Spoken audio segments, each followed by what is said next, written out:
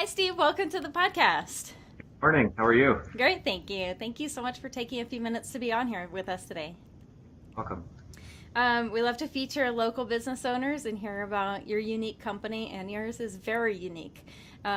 We will get into some of your story of your past experience and how you came up with the idea to create a fat bike company.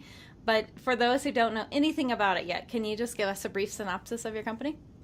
Sure. So Borealis Fat Bikes produces very, very lightweight and high-tech bicycles, and we call them fat bikes. And basically, a fat bike is a mountain bike that normally has a skinny tire setup, but we just make everything wider.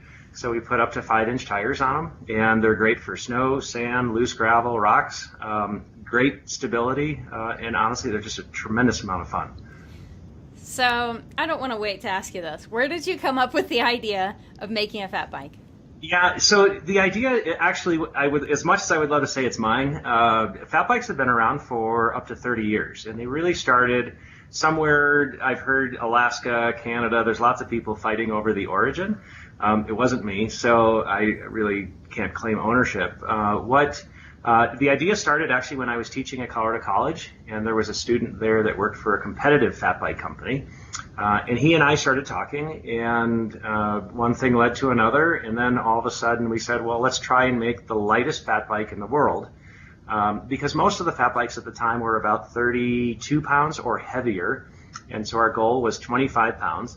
And we actually came in at 21 and a half pounds about 3.5 years ago, and honestly, at that point, that was at least 10 pounds lighter than everybody else, and the company just exploded at that point. It was wonderful. So you began the company in Colorado Springs, right?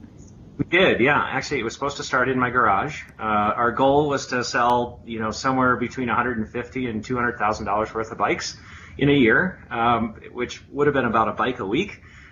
Take a couple weeks off and then do it over again. And our first week, we sold close to $300,000 and shipped $1.1 million in our first quarter and over $3 million in our first year. How did you do that?